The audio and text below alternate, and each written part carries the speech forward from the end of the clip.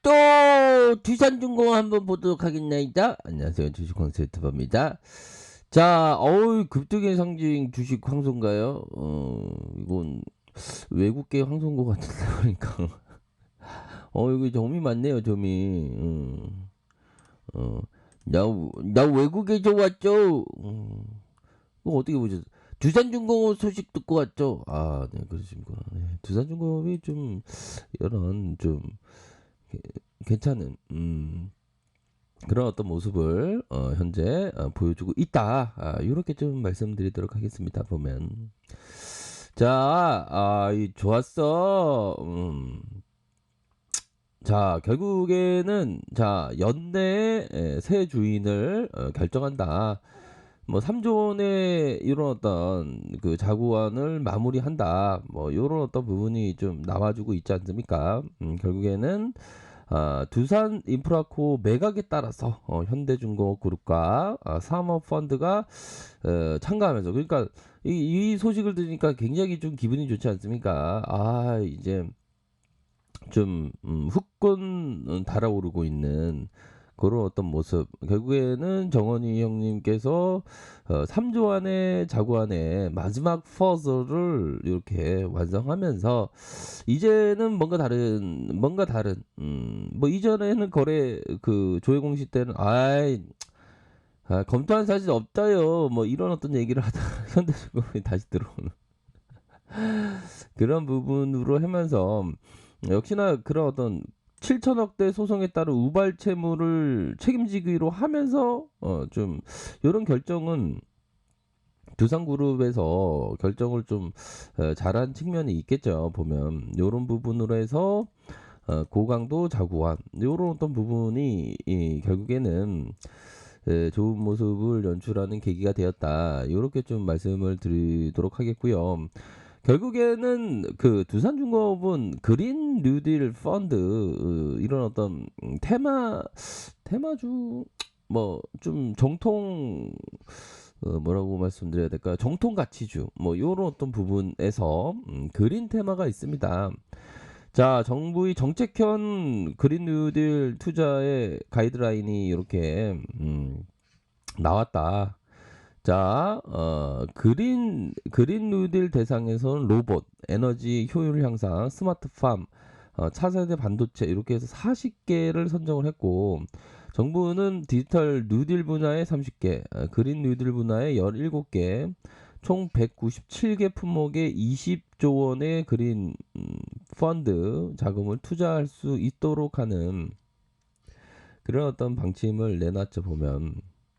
그렇게 해서 요런 표를 보면 더 알 수 있는. 그래서 우리들은 친환경 발전 에너지 요쪽이 되겠죠. 친환경 발전 에너지 요 부분.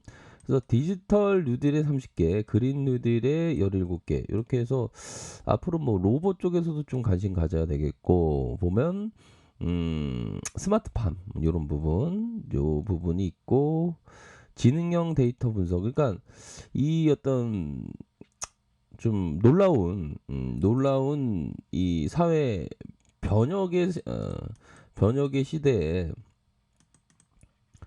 그 4차 산업혁명이 더 가속화되는 그런 어떤 모습을 보이고 있기 때문에 로봇에 특히나 이 로봇에 좀 관심을 가져야 될 것 같아요. 보면 신재생 에너지 우리 쪽 아닙니까?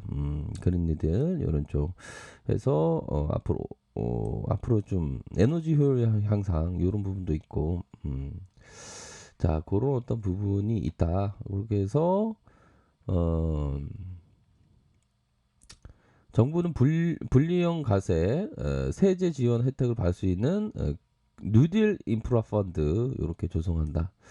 그런 부분으로 해서 좀 뭐 요 부분 보시면 다양합니다. 그린 뉴딜 관련된 요런 어떤 부분이 있겠죠. 보면 자 그런 부분으로 해서 음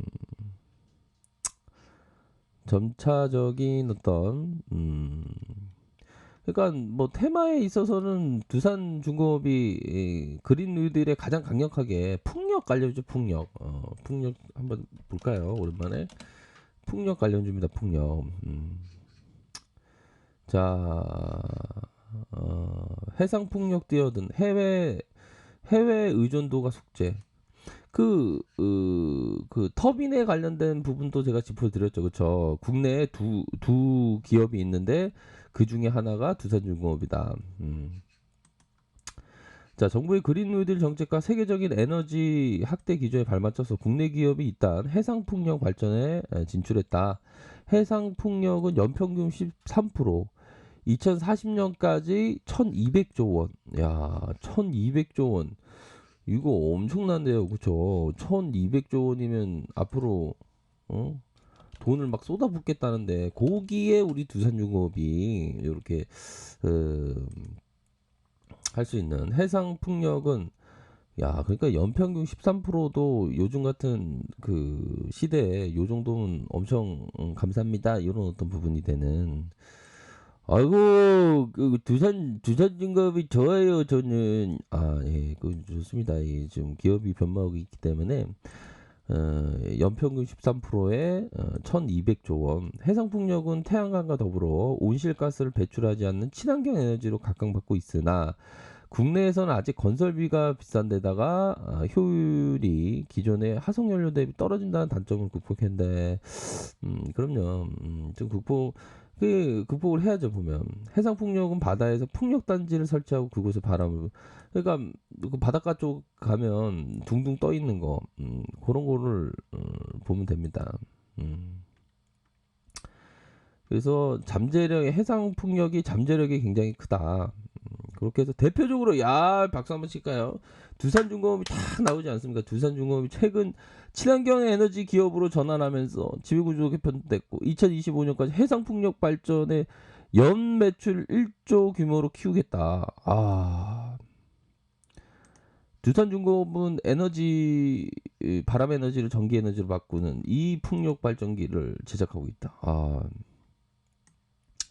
그러니까 두산중공업은 앞으로 좀 상승해줄 여력은 충분히 있죠. 보면 외국인들이 이렇게 담아주는 모습, 기관들 잡아주는 모습 이런 부분을 나타내주고 있다. 시간에서 살짝 볼까요? 시간에서 좋았어. 플러스 0.38 그렇게 해서 자 보면 기관과 금융투자 쪽 이전에 이 보험 투신 요 부분의 보험 투신 여기서 많이 잡아주는 모습을 보여주고 있지 않습니까? 그래서 좀 두산중공업은 좀 멀리 바라보면서 좀 생각을 하셔야 되는 그런 어떤 종목이면 맞는 것 같아요. 보면 그런 어떤 종목에서 우리 그 코스피가 이제는 좀 반등세가 좀 나타나 줄 때가 됐겠죠, 그렇죠? 그런 상황에서 두산은 요 가격선만 좀 돌파해 주면 됩니다. 요 가격선 다시 돌파하겠죠, 그렇죠? 18,300원. 요것만 돌파해 주면 다음은 이런 어떤 강력하게 이런 어떤 돌파에 대한 부분이 나와줄 부분. 그러면 이런 식으로 돌파가 쭉쭉 나오는 거 아니겠습니까? 보면. 그래서 아직까지 뭐 두산중공업에 대한 어떤 가치가 다 시장에서 반영된 것은 아니다. 그렇게 해서 침체권 이후에 다시 눌려주면서 슈팅이 나오는, 그러다가 잠시 쉬어가는 모습 이후에 요 라인이 되겠죠.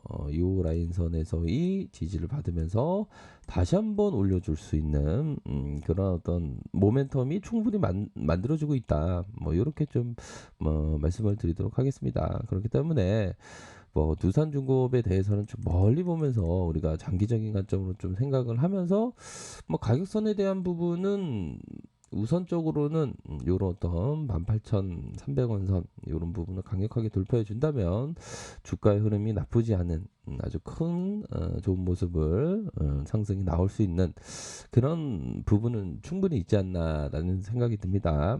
그렇기 때문에 뭐 두산중공업에 대해서는 멀리 보면서 생각하시기를 바라겠습니다. 자, 요런 어떤 부분이 있다라는 점을 말씀드릴게요. 또 추석날에 또 가족들이랑 많이 싸우는 경우 많죠. 절대 싸우는 일 없도록 하시기 바라겠습니다. 자, 아래 카페에서 전보를 확인해 주고요. 좋아요, 구독하기, 알람 설정까지 하셨던 모든 분들 감사합니다. 사랑합니다. 축복합니다. 네, 고맙습니다.